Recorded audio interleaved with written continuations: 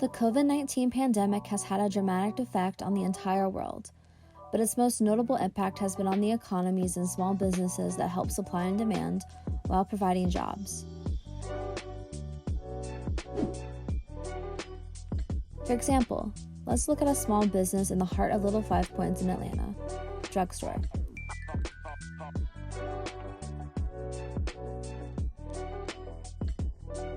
Drugstore is a collective of 3 young men who met and bonded over vintage clothing and culture, which have become popular and trendy again in the last handful of years.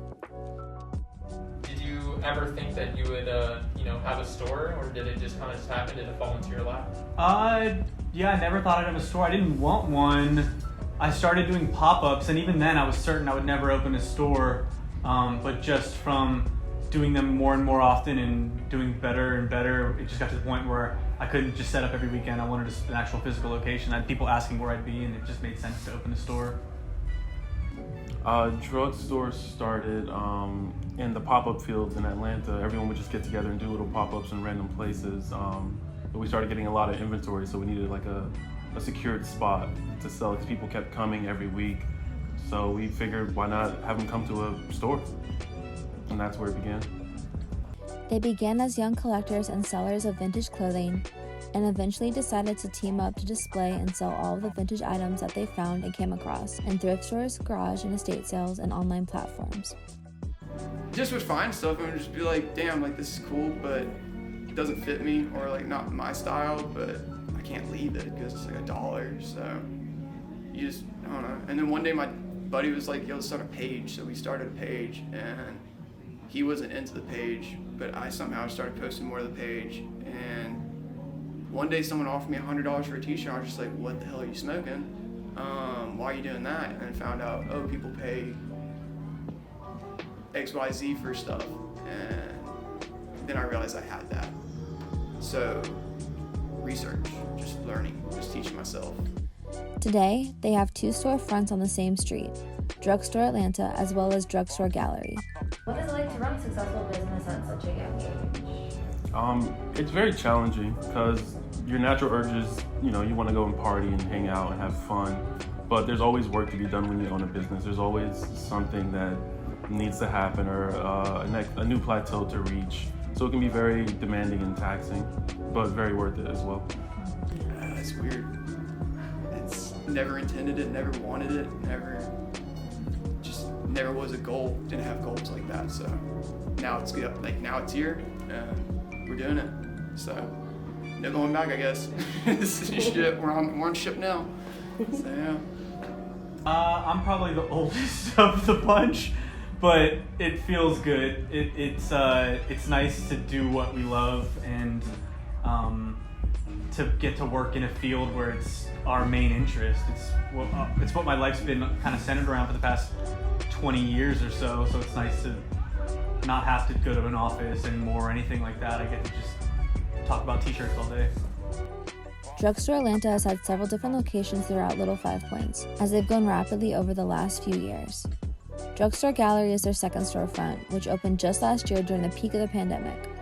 The gallery is meant to be an expansion of their original store, where they could showcase older pieces, prized possessions, and furniture much more easily than the main store.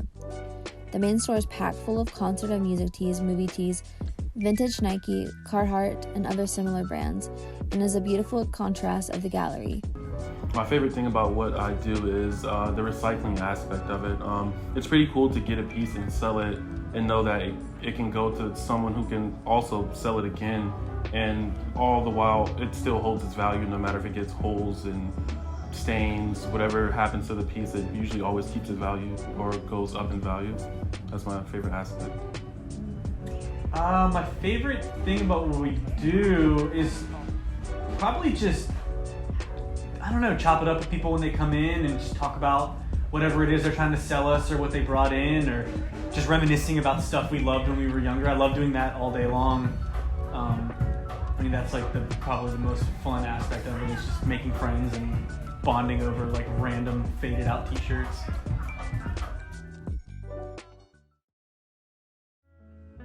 The COVID-19 pandemic came unexpectedly, affecting most of the world rapidly. Beyond impacting individuals, the world industries and economies were heavily impacted by the pandemic. Many businesses and industries struggled to remain operating in the midst of the pandemic, and the rapidly increasing cases made it so that people had to isolate, and large gatherings were an impossibility. Businesses that relied on people gathering together found difficulty in remaining open. However, different businesses have been affected very differently, and while some found hardship, others prospered due to the pandemic. How has the COVID pandemic affected your business and vintage culture in general? That was a weird one because there was like 2 months, 3 months where I was just like, all right, this is it. Like, we're done. Like, we're like, cool. That was a fun ride. And I was like thinking like, well, am I still gonna be here in Atlanta? Am I going back to Alabama? Like, what am I doing? But as soon as everybody got that paycheck, that first one, that's where that snowball came back and it just started getting pushed all back down again. And the pandemic was terrible for a lot of people, but at the same time for the clothing industry, it really, I feel like it hyped it in a weird way. I'll say COVID has affected vintage culture positively because the prices have risen. When COVID hit, all the flea markets and everything where everyone was sourced, they closed.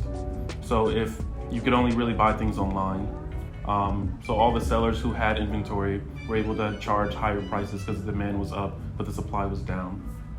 Because of COVID, we were able to open a second shop actually because the demand was so high. So COVID definitely affected the vintage culture positively. And people are taking advantage of, vintage. Yeah.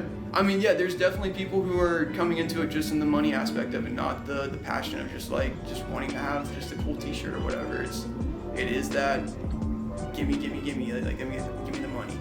From just a few racks in the back room of a building to 2 stores on one street, Drugstore has come a long way for just a few young entrepreneurs. What advice would you give to a young entrepreneur who would want to start a business dealing with vintage, or just in general even?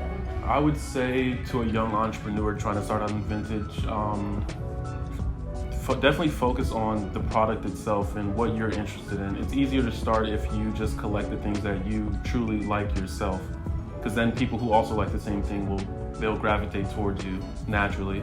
So I would say just stay true to yourself, collect what you like, and you should do well. If you're passionate about it, nothing's gonna stop you. Like, you're just like, people are gonna tell you you're doing dumb things or whatever. Like I don't know, it is what it is. But like at the same time, like it's still going. Like I'm still doing this. I'm still going with it. And like there's always gonna be like someone to be like, oh no, you can't do this, or like you can't sell that. Or it's still going. We're still doing it, and still, I don't know. We're just, if you're passionate about it, your passion will be like that fire underneath you to do it. Like, just don't do it because someone else. Like, don't look at others. Just, what do you want to do? What does make you happy? Like, if it takes, I'm 28 years old and started doing this. I just collecting, just having stuff, but like started selling like 4 years ago or whatever, and now it's just this. Now I don't know. Never intended this. Just wanted to get some cool t-shirts out there and keep buying cool t-shirts, and now it's this.